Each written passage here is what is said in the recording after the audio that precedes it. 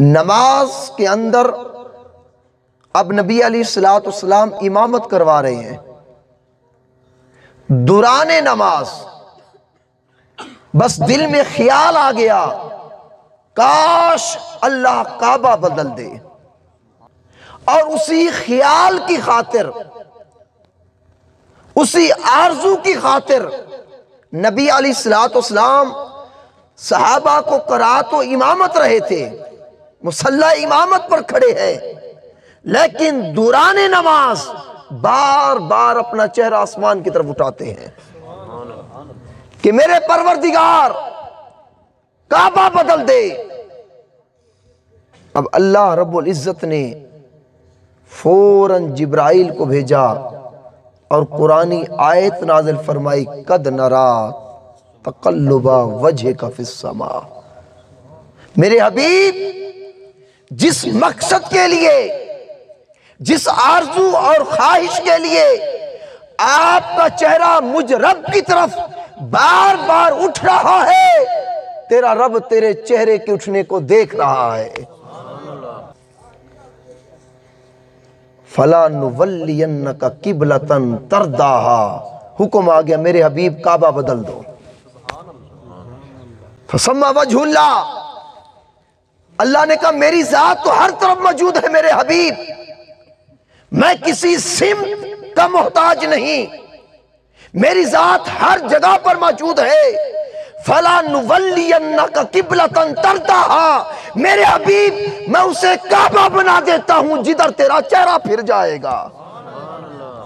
اب یہ سارا کچھ تین ذاتوں کو علم ہے ان باتوں کا، ایک اللہ کو، ایک پیغام لانے والے فرشتے جبرائیل کو، ایک مصطفیٰ کو. اب جو صحابہ پیچھے مقتدی کرے ہیں وہ سارے بے خبر ہو کر کھڑے ہیں، انہیں علم نہیں کہ وحی اتر چکی ہے، اللہ کا پیغام اتر چکا ہے، اب کعبہ بدلا جا چکا ہے. اب بڑی توجہ والی بہت سے نوجوان اس تاریخی باتوں سے واقف نہیں ہوتے ہیں، میں نے اس لیے اس بات سے آغاز کیا. اب کیا ہوا، جو مسجد قبلہ تین ہے وہ اس سمت پر تھی کہ آقا علیہ السلام کا چہرہ ادھر تھا بیت المقدس کی طرف، پشت اس کعبے کی طرف تھی جہاں آج ہم کعبے کی طرف چہرہ کر کے نماز پڑھتے ہیں. دونوں کعبے آمنے سامنے تھے، مسجد قبلہ تین میں دونوں کعبے آمنے سامنے. ایک کعبے کی طرف چہرہ کیا جائے، دوسرے کی طرف پیٹھ ہوتی ہے. اس وقت نبی علیہ السلام کا چہرہ انور اور سارے مقتدیوں کا چہرہ قبلہ اول کی طرف تھا، اور ساروں کی پیٹھ اور مصطفیٰ علیہ السلام کی پیٹھ مبارک اس کعبے کی طرف تھی جس کی طرف آج ہم چہرہ کر کے نماز پڑھتے ہیں. سمجھ لگ گئی؟ اب کیا ہوا، اب حکم آ گیا فَلَا نُوَلِّيَنَّكَ قِبْلَةً تَرْضَاهَا. حبیب میں نے کعبہ بدل دیا، قربان جائیں.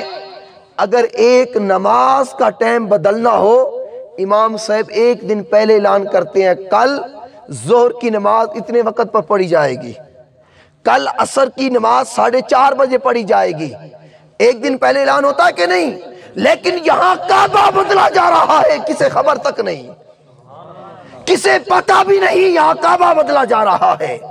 اور میرا ایمان کہتا ہے مصطفیٰ نے شاید عرض کیا ہو، مولا اگلی نماز میں کعبہ بدل دوں گا، یہ نماز تو مکمل کر لوں، نماز کے اندر نہیں بدلتا. میرا ایمان کہتا ہے آقا نے عرض کیا ہوگا، اللہ نے کہا ہوگا میرے حبیب کعبے، میرے حبیب نمازیں ہوتی رہیں گی، یہ جو کعبہ بدلنے کا خیال آیا ہے یہ تو ہر روز نہیں آئے گا. حبیب اگلی نماز کا انتظار نہ کر، بلکہ اسی نماز میں جہاں تو کھڑا ہے وہیں سے اس کعبے سے چہرہ پھیر کر اس کعبے کی طرف کر دے. اب دوران نماز حکم آ گیا.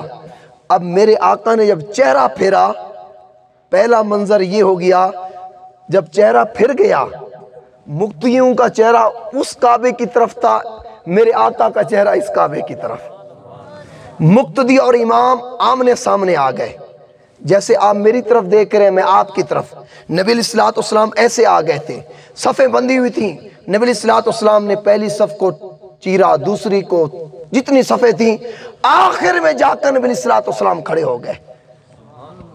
اب کیا منظر ہوا کہ نبی علیہ الصلوۃ والسلام کا چہرہ ادھر ہے, صحابہ کا ادھر ہے. اٹھاؤ دوسرا سپارہ. اللہ نے کہا لِنَعْلَمَ مَنْ يَتَّبِعُ الرَّسُولَ مِمَّنْ يَنْقَلِبُ عَلَىٰ عَقِبَيْهِ. یہ ایک لمحہ امتحان تھا. اب نماز کے اندر کسی کو خبر نہیں کہ مصطفیٰ صفوں کو چیر کر کس لیے جا رہے ہیں, لیکن قربان جائیں صحابہ تمہاری ادب پر, تمہاری محبت پر, اور جو مصطفیٰ کے ساتھ نسبت تھی. میرے آقا نماز کے اندر جدھر چہرہ پھیرتے جاتے ہیں صحابہ پھرتے جاتے ہیں.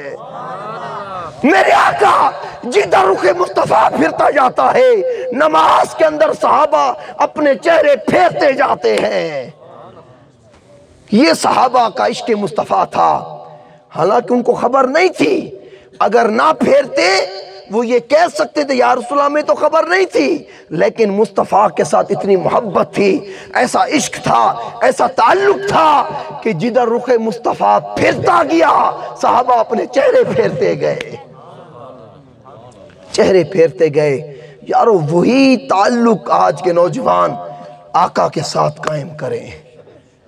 پھر عقل آ جائے تو عشق جہاں ہو پھر عقل سے کام نہیں لیا جاتا, پھر دل سے اور عشق کی بنیاد پر جو ہے فیصلے کیے جاتے ہیں. جیسے صحابہ نے دوران نماز بغیر سوچے جدھر رخ مصطفیٰ پھرتا گیا صحابہ اپنے چہرے پھیرتے گئے.